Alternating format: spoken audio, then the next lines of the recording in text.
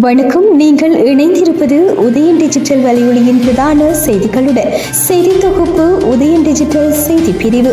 செய்திகளுடன் இணைந்திருக்கும் நான் லிஷா தரணீஸ்வரன். யாழ்ப்பாணம் நேர்வேலியில் நேற்று இடம்பெற்ற விபத்தில் இளைஞர் ஒருவர் உயிரிழந்துள்ளார். ஊரலு சுண்ணாக்கம் பகுதியைச் சேர்ந்த 29 வயதுடைய செல்வராசா அனிஸ்டன் என்ற இளைஞரே இவ்வாறு உயிரிழந்தவராவார். யாழ்ப்பாணத்திலிருந்து பருத்தித்துறை நோக்கி சென்ற மோட்டார் சைக்கிளும் யாழ்ப்பாணத்தை நோக்கி வந்த இன்னொரு மோட்டார் சைக்கிளும் மோதியதிலேயே இந்த விபத்து இடம்பெற்றுள்ளது.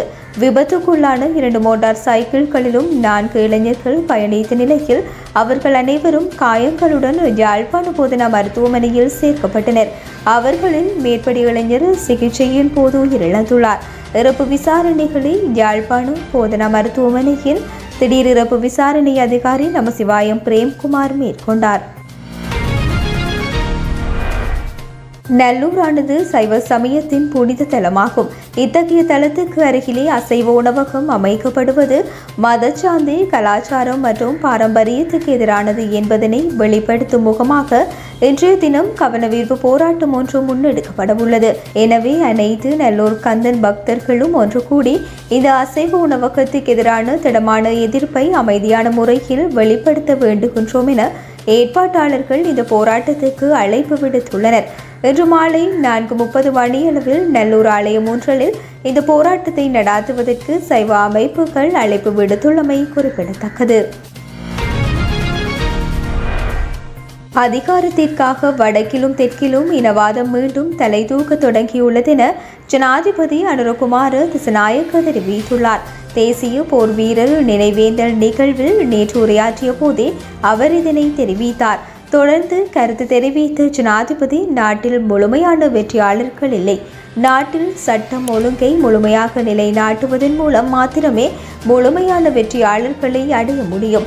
நாங்கள் போதுமான அளவு இரத்தம் சிந்தியுள்ளோம். பூமி நனையும் வரை இரத்தம் சிந்திய தேசம் இது. ஆறுகள் இரத்தத்தால் ஓடும் வரை இரத்தம் சிந்திய தேசம். நாங்கள் எங்கள் பெற்றோரின் கண்ணீர் ஆறுகள் நிரம்பும் வரை கண்ணீர் சிந்திய தேசம்.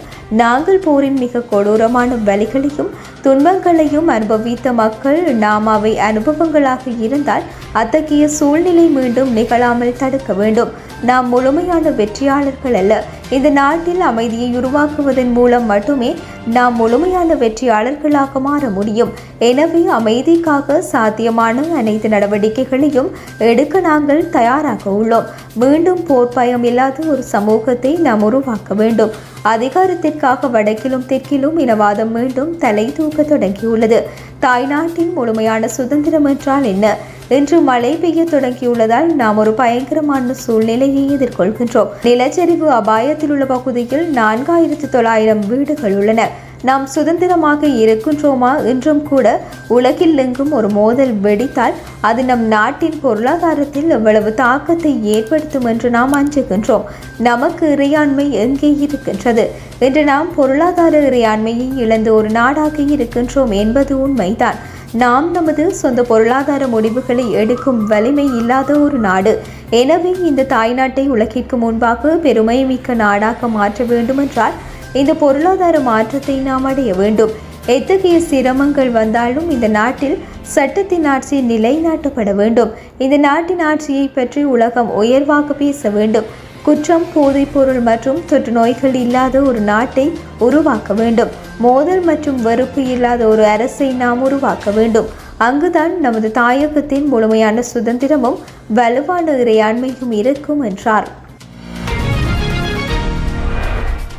2025ஆம் ஆண்டில் இதுவரையான காலப்பகுதிகளில் இடம்பெற்ற 944 விபத்துகளில் 1007 பேர் உயிரிழந்துள்ளதாக போலீஸ் ஊடக பேச்சாளர் சிரேஷ்ட போலீஸ் அத்தியட்சகர் புத்திக மனதுங்க தெரிவித்துள்ளார். நேற்று நடைபெற்ற ஊடகவியலாளர் சந்திப்பில் கலந்து கொண்டு கருத்து தெரிவிக்கும் போதே அவர் இதனை தெரிவித்தார்.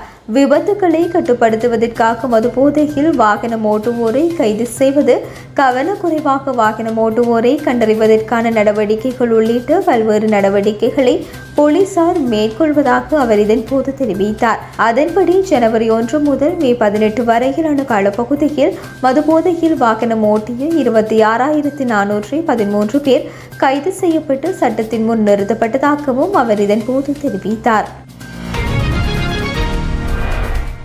அரசு ஊழியர்களுக்கு ஆயுள் மற்றும் விபத்து காப்பீடு மற்றும் வங்கி சலுகை உள்ளிட்டவற்றை உறுதிப்படுத்திட 7 வங்கிகளுடன் புரிந்துணர்வு ஒப்பந்தம் முதலமைச்சர் மு.க. ஸ்டாலின் தலைமையில் தலைமை செயலகத்தில் மேற்கொள்ளப்பட்டன.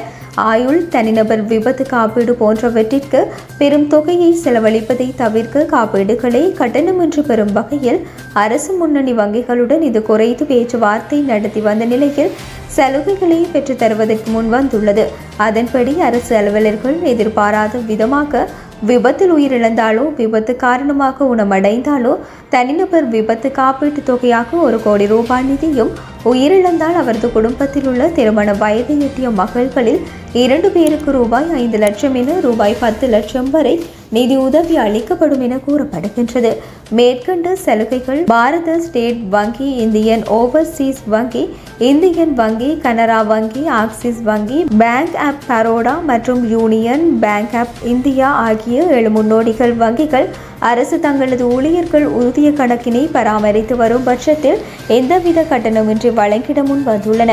மேலும் இச்சலுகைகள் மட்டுமின்றி தனிநபர் வங்கிக் கடன், வீட்டுக்கடன், கல்விக் கடன் ஆகியவற்றை அரசு அலுவலர்கள் பெறும்போது உரிய வட்டி சலுகைகள் வழங்கிடவும் முன் வந்துள்ளன.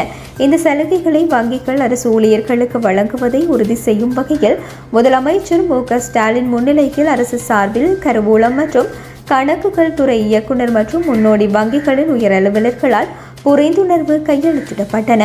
ஒப்பந்த நிகழ்வில் நிதியமைச்சர் தங்கம் தென்னரசு, தலைமைச் செயலாளர் முருகானந்தம், நிதித்துறை முதன்மை செயலாளர் உதயச்சந்திரன், நிதித்துறை செயலாளர் நாகராஜன், கருவூலம் மற்றும் கணக்குகள் துறை அதிகாரி மற்றும் வங்கிகளின் உயர் அலுவலர்கள் பலர் கலந்து கொண்டனர்.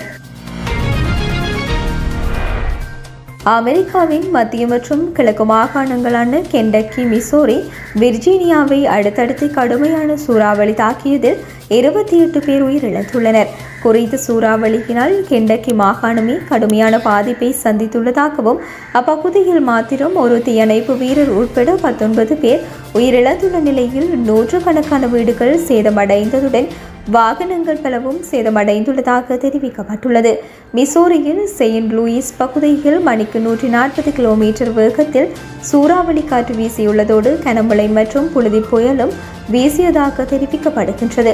இதன் காரணமாக அப்பகுதி வாழ் மக்கள் பல்வேறு அசௌகரியங்களுக்கு முகம் கொடுத்து வருவதாகவும் தெரிவிக்கப்பட்டுள்ளது. குறிப்பாக ஆயிரக்கணக்கான வீடுகள், வணிக நிறுவனங்கள் மின்சாரமின்றி இருளில் மூழ்கியுள்ளதாகவும் போக்குவரத்து பாதிக்கப்பட்டுள்ளதாகவும் தெரிவிக்கப்பட்டுள்ளது.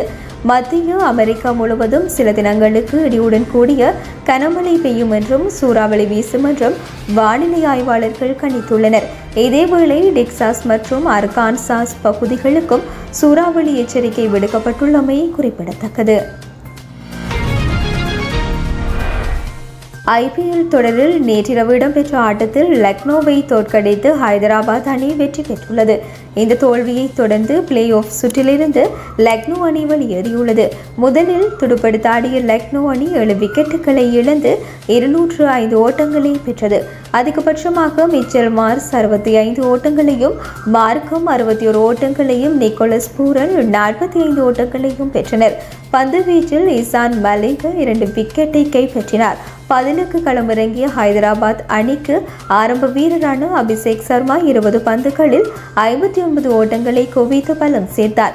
கிளாசன் 47 ஓட்டங்களையும், இசான் ஹிசான் 35 ஓட்டங்களையும் குவிக்க அந்த அணி 18.2 ஓவர்களில் 4 விக்கெட்டுகளை மட்டும் இழந்து வெற்றி பெற்றது.